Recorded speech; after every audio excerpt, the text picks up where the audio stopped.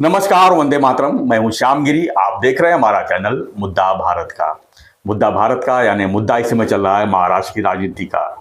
महाराष्ट्र में महानगर पालिकाओं के चुनाव है। कुल 29 महानगर पालिका इस समय चुनाव मैदान में है और 15 तारीख को चुनाव है और 16 तारीख को उसका रिजल्ट है। लेकिन हम रिजल्ट का वेट नहीं कर रहे हैं।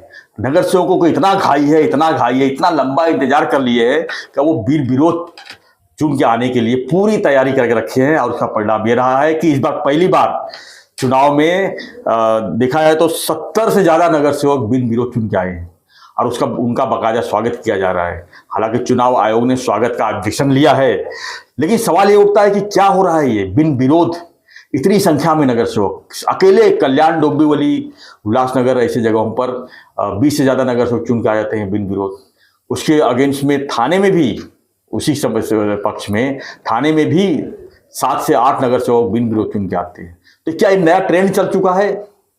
तो क्या हम ये माने कि अगली बार चुनाव में अपक्ष भरमार बड़ी संख्या में खड़े होंगे? ये भी फॉर्म सबको मिलेगा नहीं, लेकिन अपक्ष जितनी संख्या में खड़ा हो सकेंगे अब ये कमाई कमाने का जरिया शुरू हो गया है। अगर ये सब पेड हुआ है तो क्या ये पैसे लेकर जो कैंडिडेट्स हैं उन्होंने वापस ले लिए है फॉर्म?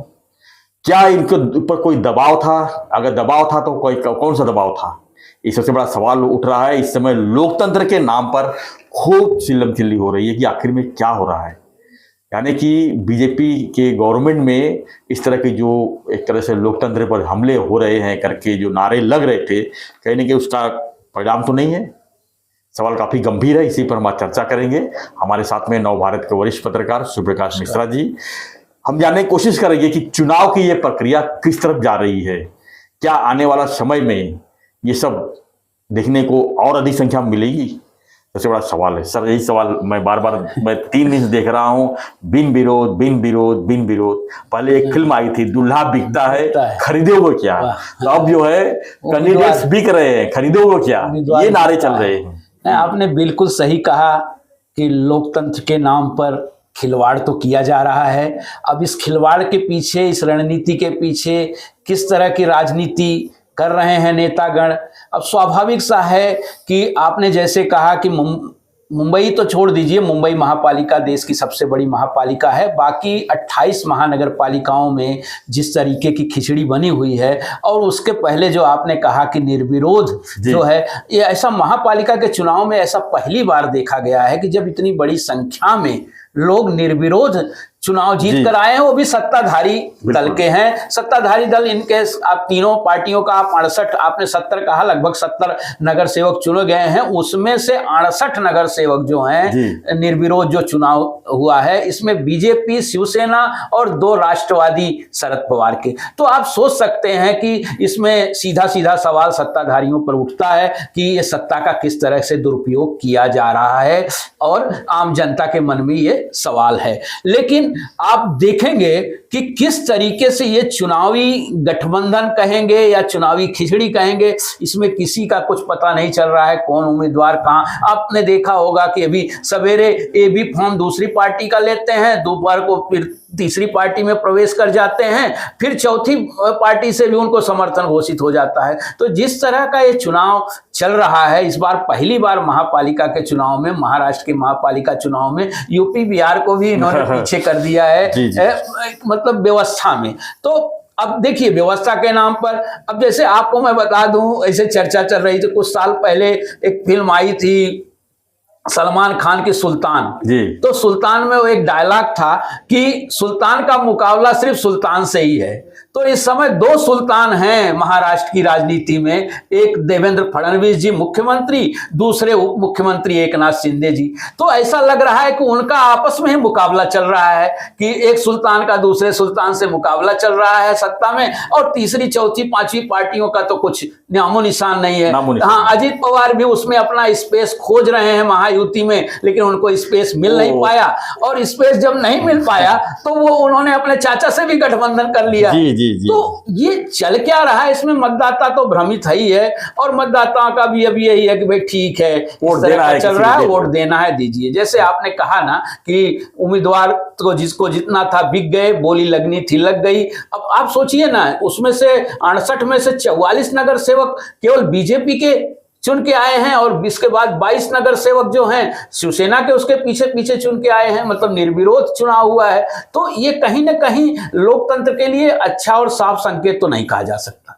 लेकिन जिस तरह से चुनाव आयोग ने कहा है कि जो ये प्रक्रिया है इसकी जांच होगी, जो फॉर्म बाद हुए, क्यों उसके बाद हुए तो हुए, उन्हें जो फॉर्म वापसी जो हुई, कल का आखिरी दिन था, सबसे बड़ी जो खेल हुई है फॉर्म वापसी में, यानी कि पूरी सेटिंग करके सबको मैनेज किया गया और फॉर्म वापसी की गई है। लेकिन वो आप साबित कैसे कर पाएंगे कि सेटिंग करके हुआ है? उनकी इच्छा थी, उम्मीदवारों ने अपना, वो प्रक्रिया है ना, चुनाव आयोग की प्रक्रिया है। आप समय देते हैं, इतने आप नामांकन है, उसके बाद चुनाव चिन्ह का वितरण है, एबी फॉर्म है, उसके बाद नाम वापसी की प्रक्रिया होती है, फाइनल हो जाता है उसके। लेकिन जिस तरह से मिश्रा जी, इस तरह से बातें सामने आई है कि पैसे का भी लेन देन होके करके भी ये सब होता है, तो आने वाले समय के लिए ठीक नहीं है। अभी ये तो नगर पालिका चुनाव है, उसके बाद विधानसभा चुनाव है, 288 सीट महाराष्ट्र में है। कल के दिन सब हर कोई देखेगा कि भाई इसमें तो अच्छा पैसा मिलता है, सभी लोग फॉर्म भरेंगे। आज सबको अधिकार है फॉर्म भरने का, नामांकन कोई भी भर सकता है। फिर वही खेल होगा पैसे का कि इतने लोग खड़े हो गए हैं, वोट बढ़ जाएगी, किसको खरीद सकते हो। बिल्कुल सही। पैसे के आगे सब झुक जाएंगे। विधानसभा के चुनाव में तो, लोकसभा के चुनाव में मैं नहीं समझता इतना इस तरह का संभव है। कहीं कहीं कुछ कोई केसेस 100 में आ जाए तो, सर नगर पालिका है, नगर पंचायत, बिल्कुल नीचे स्तर पर, तो बिल्कुल बिल्कुल आपने कहा जैसे पंचायत से लेकर नगर महानगर पालिका तक। अब आप ही देखिए, जैसे यूबीटी, कई जगह यूबीटी और मनसे के लोगों ने नामांकन वापस लिए ना। आप कहते हैं कि हम शिवसेना बीजेपी के खिलाफ, शिंदे सेना और बीजेपी के खिलाफ न्याय की लड़ाई लड़ रहे हैं, विचारों की लड़ाई लड़ रहे हैं, और आपका उम्मीदवार नामांकन वापस लेता है। तो वो किस कद्र पे, किस तरह से आपने वोट दिया है, उसको एबी फॉर्म दिया है, या किस कदर से उसको उम्मीदवार बनाया, किस मेरिट पे बनाया है उम्मीदवार, कैसे वापस ले लेता है? वापस लिया तो क्या उसकी कार्रवाई क्यों नहीं? कार्रवाई तो देखिए, वो अगली प्रक्रिया पार्टी की कार्रवाई है, पार्टी कार्रवाई करेगी। देख तो रहे हैं आप सवेरे, बीजेपी के भी बहुत सारे टिकट जो नहीं पाए, नाराज हो गए, दूसरी पार्टी में क्या कार्रवाई करे? वो कार्रवाई तो एक दिखावा होता है सर।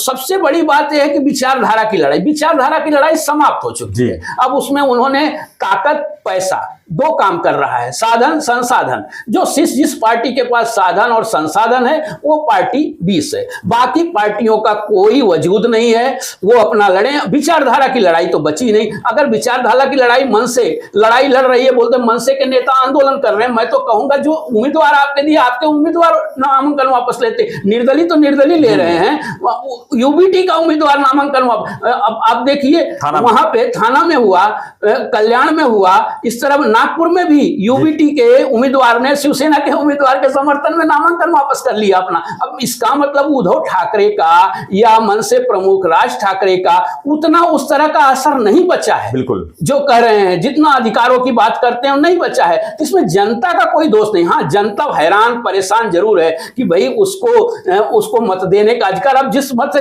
4 लोगों ने गायब हो गए, वो कौन सा मतदान करेगी जनता? किसको मतदान करे? वो तो बैठ गई। उसका जो बोलते हैं ना, मतदान हमारा लोकतांत्रिक अधिकार है, वो कहां मतदान कर पाएगी? वो जनता के लिए मतदान करने लायक भी नहीं छोड़ा आपने जनता को। तो ये इस तरह से जनता को टेकन फॉर ग्रांटेड तो हर पार्टियां ले रही। उसमें केवल बीजेपी और शिवसेना का दोष मैं नहीं मानूंगा। उनके निर्दलीय अगर नगर सेवक चुन के निर्दलियों को वापस लेते हैं, उसमें और पार्टियां जो हैं, वो उन पार्टियों की तो भूमिका है। यूबीटी प्रमुख विपक्षी दल है, कांग्रेस प्रमुख विपक्षी दल है, राष्ट्रवादी प्रमुख विपक्षी दल है। तो राष्ट्रवादी, कांग्रेस या यूबीटी या मनसे कि जब उम्मीदवार ही नहीं सामने आते तो निर्दलियों का क्या? निर्दलीय ठीक है, आपने कहा कि निर्दलीय देखिए एक वो पैसे का खेल चल निर्दलीय, लेकिन पार्टियों के जो उम्मीदवार नामांकन अपना वापस ले रहे हैं और भाग खड़े हो रहे हैं, किस लालच में? किसी लालच में ही, या अब ऐसा तो नहीं है कि उन्होंने फॉर्म भरा और वापस क्यों लिया, कैसे लिया, वो उनका अपना अधिकार है। लेकिन कहीं ना कहीं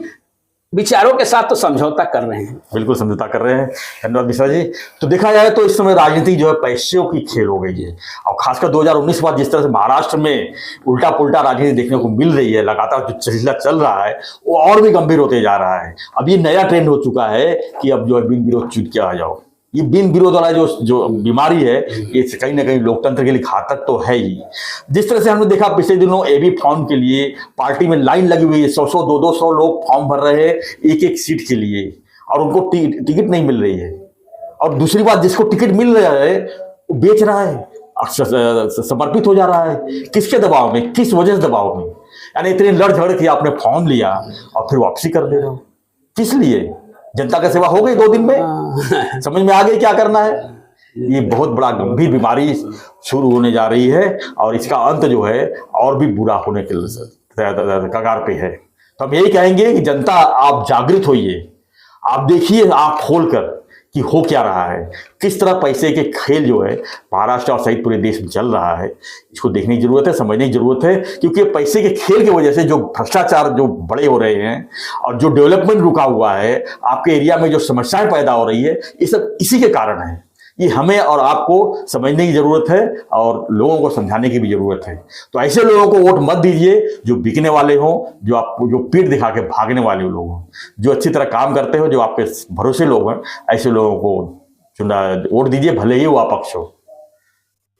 तो फ्रेंड्स, हम ऐसी खबरों के लिए, ऐसी जागृति के लिए हम आपके सामने जरूर पेश होंगे, लगातार पेश होते रहेंगे। आप चैनल को सब्सक्राइब कर दीजिए, लाइक कीजिए, शेयर कीजिए और चौकन्ना रहिए, सुरक्षित रहिए। धन्यवाद। जय हिंद, जय महाराष्ट्र।